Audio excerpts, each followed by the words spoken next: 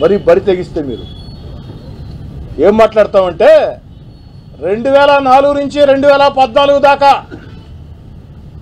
Congress party అధికారంలో ఉన్న వేళ పేరుకు వివేకానంద రెడ్డి గారు ఎమ్మెల్యేనైనా ఇప్పుడు రూరల్ వైసీపీ ఇన్ఛార్జ్, ఆనాడు అధికార పార్టీ ఇన్ఛార్జిగా ఉన్నారు కదా అయ్యా రూరల్ వైసీపీ ఇన్ఛార్జ్ 2004-2014 మధ్యలో ఆ 10 ఏళ్ళు అధికార పార్టీ ఇన్ఛార్జిగా మీరున్న వేళ ములుమూడి, దొంతాలి, కనుపర్తిపాడు హత్యల గురించి మాట్లాడదాం, ఇసుక స్మగ్లింగ్ గురించి మాట్లాడదాం, గ్రావెల్ స్మగ్లింగ్ గురించి మాట్లాడదాం, రియల్ ఎస్టేట్ దందాల గురించి మాట్లాడతాం.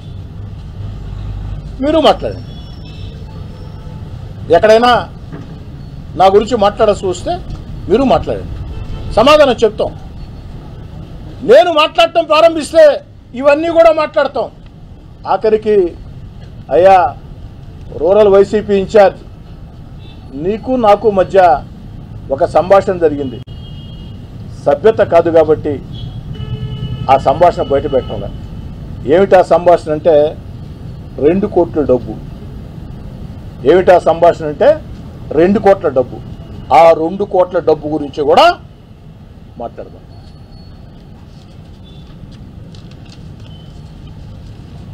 నేను అడుగుతున్న వైఎస్ఆర్ కాంగ్రెస్ పార్టీ నేతల్ని, కూటమి అధికారంలోకి వచ్చిన వేళ ఈ 14 నెలల్లో నెల్లూరు రూరల్ నియోజకవర్గంలో ఒక్క వైఎస్ఆర్ కాంగ్రెస్ పార్టీ కార్యకర్త మీదైనా నాయకుడి మీదైనా దాడులు చేసామా, వేధించామా, వెంటాడామా? ఒక్క సంఘటన. తెలుగుదేశం పార్టీ కూటమి అధికారంలోకి వచ్చి 14 నెలలైంది. ఈ 14 నెలల్లో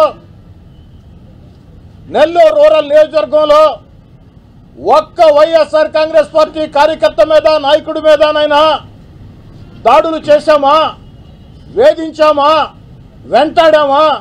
ఒక్క సంఘటన చెప్పమని చెప్పి అడుగుతూ ఉన్నా. మరి ఆ రోజు అధికారంగా దూరంగా జరిగిన తర్వాత మీ వైఎస్ఆర్ కాంగ్రెస్ పార్టీ ప్రభుత్వంలో జగన్ రెడ్డి గారు ముఖ్యమంత్రిగా ఉన్న వేళ 18 నెలలు నా వెంట నడిచే నాయకుల కార్యకర్తల మీద ఏ విధంగా కేసులు పెట్టారో, వెంటాడారో, వేధించారో జిల్లా అంతా తెలుసు. సోషల్ మీడియాలో నా కుటుంబ సభ్యుల మీద, నా తమ్ముడు కోటమిరెడ్డి గిరి మీద, నా వెంట నడిచే నాయకులు కార్యకర్తల మీద పోస్టింగ్ల దగ్గర నుంచి, అక్రమ కేసుల దగ్గర నుంచి, దౌర్జన్యాల దగ్గర నుంచి ఆ 18 నెలలు మీరు చేసినటువంటి దుర్మార్గాలు, పాపాలు క్షణక్షణం గుర్తుకొస్తూనే ఉంటాయి.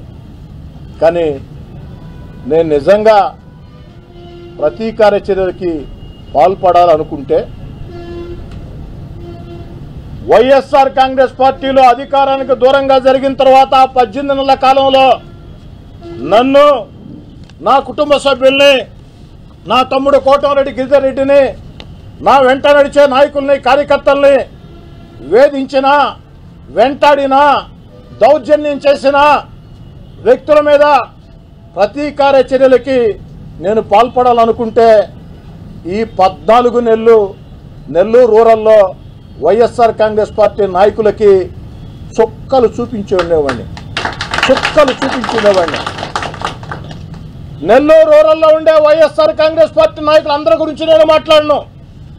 ఆ 18 నెలలు మా మీద, మా వాళ్ళ మీద దౌర్జన్యాలు చేసిన, అక్రమ కేసులు పెట్టిన, సోషల్ మీడియా దుర్మార్గ పోస్టింగ్లు పెట్టిన వైఎస్ఆర్ కాంగ్రెస్ పార్టీ ఆ నాయకులకి చుక్కలు చూపించి నరకం ఎట్టుంటుందో, వెంటాడితే, వేటాడితే ఎట్టుంటుందో, నరకం ఎట్టుంటుందో, వెంటాడితే వేధిస్తే ఎట్టుంటుందో చూపించుండేవాడిని.